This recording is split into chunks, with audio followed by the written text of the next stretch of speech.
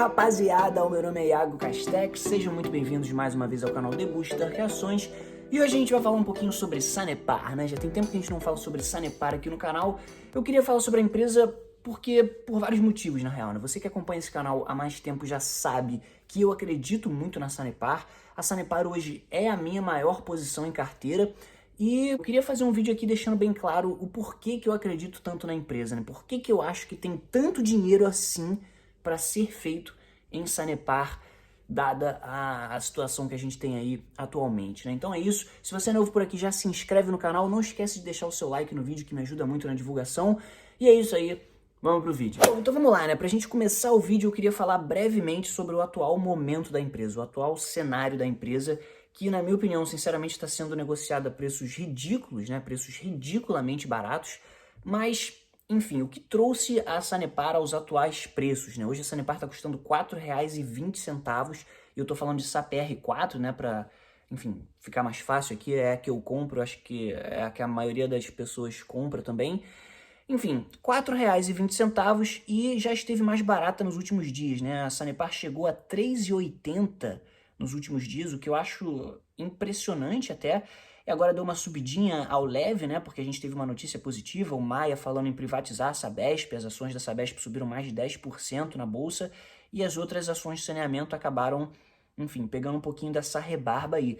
Mas, resumindo, o que trouxe a Sanepar até os níveis de preço que ela está atualmente? Fator número 1, pandemia, né? A pandemia em si acabou nem afetando tanto assim a Sanepar diretamente, mas indiretamente afetou bastante, porque a Sanepar acabou não recebendo aqueles reajustes ali que ela normalmente tem. A tarifa da Sanepar é regularmente ajustada com base na inflação, e esses reajustes acabaram não sendo concedidos, né? Acabaram muitos ficando ali adiados, e a gente teve esse problema aí com os reajustes, porque a Sanepar tem controle majoritariamente estatal e não era interessante no meio da pandemia aumentar a conta de água. Fator número 2, chuvas, né? A crise hídrica. A gente está com um problema de crise hídrica no Brasil. As chuvas não têm acontecido tão regularmente quanto deveriam, principalmente naquela região ali do estado do Paraná, e isso faz com que os reservatórios da Sanepar diminuam, né? A Sanepar tem ali uma reserva de água que ela usa para abastecer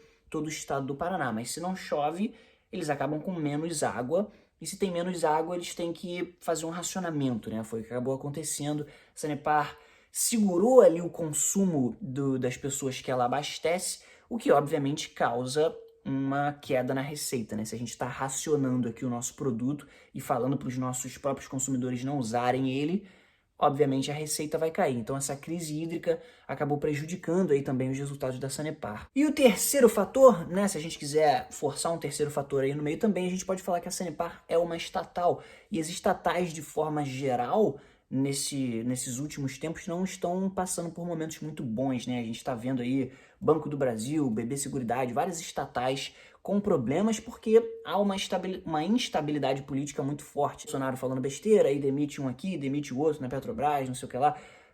Uma instabilidade política muito forte, o que é normal, né? Isso acaba afetando uma empresa que é estatal. Então, esses fatores aí somados acabaram trazendo a Sanepar para os preços que ela está hoje, né? A gente já vê a Sanepar caindo desde o ano passado e chegamos aí onde estamos hoje. Então vamos lá, né? Por que eu acredito tanto na Sanepar, mesmo ela estando no meio de todo esse caos? Por que eu fiz da Sanepar a minha maior posição em carteira, mesmo tendo todos esses fatores aí puxando ela para baixo? Eu te digo, porque todos esses fatores que estão puxando a Sanepar para baixo hoje são temporários. Eles são problemas de curto prazo. Isso significa que mais cedo ou mais tarde, eles não estarão mais aqui nos atrapalhando. Eles não são problemas estruturais, não são problemas intrínsecos da empresa. Ó, vamos falar de um fator de cada vez para as coisas ficarem mais claras, né? O primeiro deles, a pandemia, que acabou nem afetando a empresa diretamente, afetou mais indiretamente porque impossibilitou o reajuste das tarifas. Mas qual é a minha visão sobre a pandemia, né? Como investidor, de um ponto de vista de investimentos? A pandemia, por mais que ela pareça que não vai acabar nunca, né? Essa é a impressão que ela dá pra gente, que isso nunca vai acabar. A gente já tá aí há mais de um ano, né? Quase 2 anos nessa lenga-lenga, nesse vai, não vai, resolve, não resolve. E aí quando você acha que vai resolver, caso novo, não sei aonde, em algum canto do mundo, variante nova, A impressão que a gente tem é essa, que isso nunca vai acabar, né? Se você olha ali de dentro do furacão, parece que isso não vai acabar nunca. Enfim, isso vai deixar de ser um problema mais cedo ou mais tarde. E quando isso deixar de ser um problema, o que vai acontecer?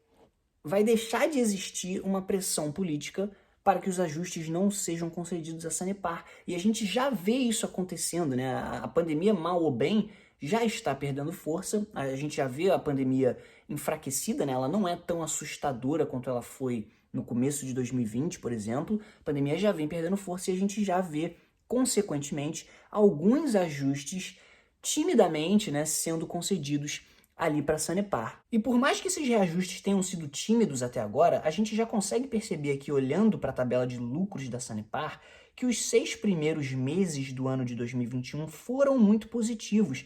E se a gente projetar o mesmo resultado que a gente teve nos primeiros 6 meses para os últimos 6 meses do ano, a gente tem aqui um recorde de lucros na empresa, o que é impressionante, né? A gente já tem ali um lucro maior do que em 2019, no ano que ainda estamos sendo afetados pela pandemia. O segundo fator é a crise hídrica, né? E aí o que a gente faz? A gente olha para os níveis de barragem da Sanepar. A Sanepar, primeiramente, tem investido em barragens, né, em novos projetos ali que vão acabar aumentando a capacidade que eles têm de armazenar água, mas o que importa pra gente é que a Sanepar, nesse ano, conseguiu manter as barragens em 50% ali, todas elas, no nível próximo de 50%, no período mais difícil do ano, que é exatamente o que a gente está agora. E o que isso significa, né? Esse não foi o caso no ano passado. Ano passado a gente viu as barragens da Sanepar descendo bastante ali para 20%, 30% algumas. E aí o que aconteceu? Na época boa do ano, que é o verão, a Sanepar não conseguiu encher essas barragens, porque o meio do ano ali foi muito ruim. Esse ano a gente conseguiu manter, a Sanepar conseguiu manter os níveis de barragem ali em 50% ou acima disso no período mais difícil do ano. Significa que agora, quando vier o verão, que é onde costuma chover, né, a gente deve ver esses reservatórios de água subindo até o talo ali, o que vai deixar a empresa numa situação muito mais confortável daqui para frente. Outra coisa que é interessante da gente olhar aqui também são os números da Sanepar. O que a gente percebe se a gente olha aqui para a receita e para os lucros da Sanepar? Em 2020, a receita da empresa foi apenas levemente abaixo, né, levemente inferior à receita de 2019. E em 2020, essa receita foi superior à receita que eles tinham conseguido em 2018. Ou seja, no ano de pandemia, né, no ano que foi o auge da pandemia, 2020, a Sanepar, mesmo com todos esses problemas que ela teve, conseguiu manter a receita, conseguiu primeiramente ser lucrativa, né, que ela nunca deixou de ser, ela sempre foi, e por uma boa margem, inclusive. Ela conseguiu manter a receita muito próxima aos anos anteriores, as receitas que ela vinha tendo antes em anos normais. E por quê, né? Porque isso é um feito e tanto. Mas por que a Sanepar consegue isso de uma maneira sem muito esforço até? Porque a gente está falando de, primeiramente, um modelo de negócios perene, né? O produto que a Sanepar vende é uma das coisas mais perenes que podem existir, né? A água, ninguém vive sem água. E além disso, né, uma coisa que talvez seja a mais importante de todas, que é a grande mágica do modelo de negócio da Sanepar, a Sanepar é um monopólio. A Sanepar simplesmente não tem competidores. A Sanepar é meio que um serviço obrigatório para todos os cidadãos do Paraná. Se você mora no Paraná, você resolver, eu quero, sei lá, quero outra empresa de água, quero que outra pessoa me abasteça aqui, outra empresa. Não tem como, não vai dar. A Sanepar é obrigatória para você. E não é como se ela fosse deixar de ser, como se a posição de monopólio dela estivesse ameaçada. Porque a gente não está falando de um banco, por exemplo, que é um produto perene, né, um serviço perene, mas existem outros. Não é o caso com a Sanepar. É realmente um monopólio e não tem como, num futuro próximo, ela deixar de ser, a não ser que ela perca as concessões. Mas enquanto ela tiver as concessões dela, que a maioria dura 10, 20, 30 anos para frente, ela não vai deixar de ser. Porque não tem como você simplesmente colocar outro cano embaixo da terra. Porque é assim que se provê o serviço de saneamento básico, né? Não tem como você simplesmente, quero competir com a Sanepar, vou colocar outro cano aqui, vou furar essa porra toda e vou colocar outro cano do lado do cano da Sanepar para competir com eles. Não existe isso. Não é assim. Primeiramente, isso requer um investimento muito grande. Segundo, você tem que ter permissão do Estado, não sei o que lá. Extremamente complexo. Não é assim, né? Não é assim que funciona. A gente tem um monopólio consolidado e um monopólio que tende a não deixar de ser monopólio, né? Isso é aquela a velha estratégia do Warren Buffett, que é uma vantagem competitiva que não parece que vai acabar nem tão cedo. Esse é exatamente o caso da Sanepar. E aí muita gente vai falar, mas é estatal. A Sanepar é estatal, então não dá, não tem como, não invisto em estatal. Cara, a minha visão sobre isso é a seguinte. Sim, Sanepar é estatal, só que a Sanepar sempre foi estatal, né, primeiramente, e ela sempre apresentou resultados excepcionais. E apenas uma pequena reflexão, qual é o seu problema com a Sanepar sendo estatal? A resposta das pessoas para essa pergunta normalmente é, bom, gestão, que é ruim, e interferência. Essas são as duas principais razões para as pessoas não gostarem de empresas estatais. Só que vamos lá, no caso da Sanepar especificamente, a gente não tem um problema com gestão. A Sanepar, ela vem mostrando ano após ano que esse não é o caso, né? Se a gente olhar os resultados da Sanepar, eles são maravilhosos, do jeito que muita empresa privada não tem. Se a gente olhar os indicadores de rentabilidade e de crescimento da Sanepar, eles também são muito acima dos concorrentes, né, das outras empresas do mesmo setor listadas em bolsa de valores. Então, má gestão não é exatamente um bom argumento contra a Sanepar, né? E se a gente tirar a má gestão, sobra a interferência. E aí já fica um pouco mais complexo, né? A interferência estatal realmente existe, é uma coisa histórica, né? Já vem afetando a Sanepar há algum tempo, inclusive é bom que se deixe isso bem claro, né? Que não é como se tivesse começado agora a interferência. O Estado começou a interferir aqui e ninguém esperava por isso. Não, sempre aconteceu na Sanepar, né? A gente está falando de uma empresa estatal que provê algo universalmente necessário, né? Então, obviamente, isso vai virar arma política, né? Não tem como. Mas é aquela coisa, a interferência, ela vem da política, e a política é uma faca de dois gumes. Uma hora ela tira, outra hora ela dá. Então, essa interferência, não adianta você olhar para ela só pelo lado negativo dela. Ela também tem um lado positivo, né? Quando as coisas estiverem apontando para um cenário melhor, a interferência vai ser positiva para a Sanepar. Então, isso acaba criando ciclos que acabam te gerando oportunidades de compra. Então, não é como se isso fosse uma coisa de todo ruim. E, perceba, a interferência estatal na Sanepar especificamente, a gente tem que olhar para ela e analisar ela como ela é, né? Analisar os fatos e excluir emoções. O que a gente tá, qual é o tipo de interferência que a gente está acostumado na Sanepar? É uma interferência em cima do reajuste apenas. É isso que a gente tem visto aí nos últimos anos, né? Não é como se o Estado chegasse e falasse, agora vocês vão cortar o preço de vocês pela metade, valeu? Porque eu quero. Ou não é como se o Estado chegasse e falasse, corta 25% do preço da tua tarifa, porque essa porra tá muito cara, e eu acho que os meus cidadãos têm que pagar menos. Não é isso, não é uma interferência fundamentalmente prejudicial às operações da Sanepar. Não é uma interferência que ignora as margens da Sanepar, ignora as operações. Não é isso, não é uma interferência intrínseca na empresa. A gente está falando simplesmente de uma interferência no reajuste. E não é também como se o Estado falasse, não vai ter, não vai reajustar nada. O que ele faz é simplesmente o seguinte, segura aí, porque, porra, agora não dá, se tu fizer isso vai me queimar aqui politicamente, segura aí, quando ficar tudo bem, eu jogo tudo pra vocês aí de volta, assim, com acumulativo ainda.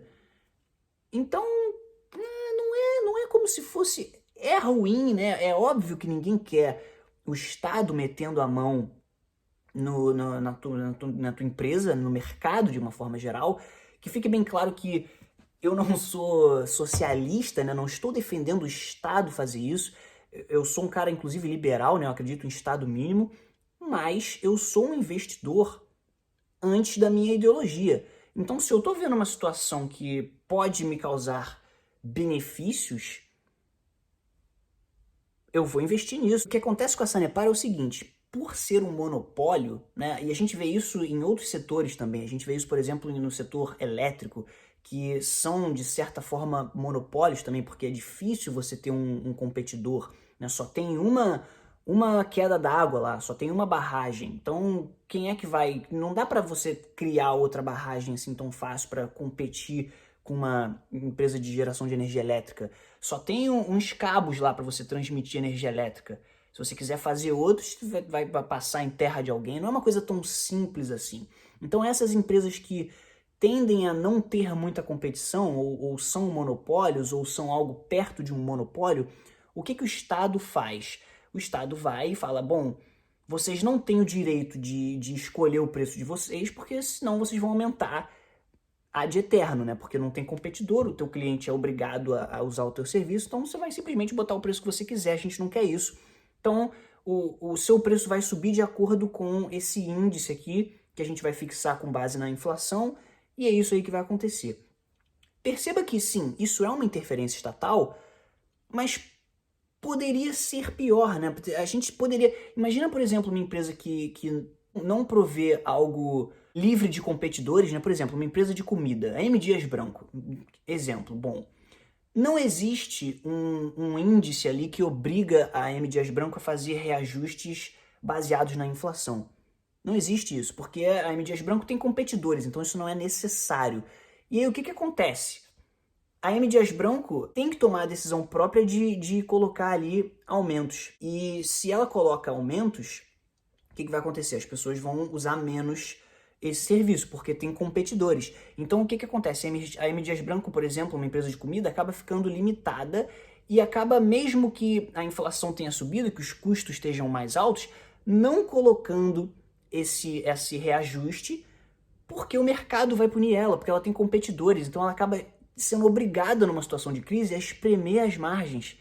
Com a Sanepar isso não acontece, justamente por causa dessa interferência, né? Que é o que acaba gerando uma situação em que a Sanepar vai ter esse reajuste, quer o cliente queira, quer não. Então é por isso que eu acho a Sanepar tão interessante, né? Principalmente nos preços que ela está agora. A Sanepar, para mim, é uma das empresas que tem o melhor, né, risco-recompensa da Bolsa de Valores. É uma empresa que tem a equação risco-recompensa mais favorável que eu consigo achar nesse momento.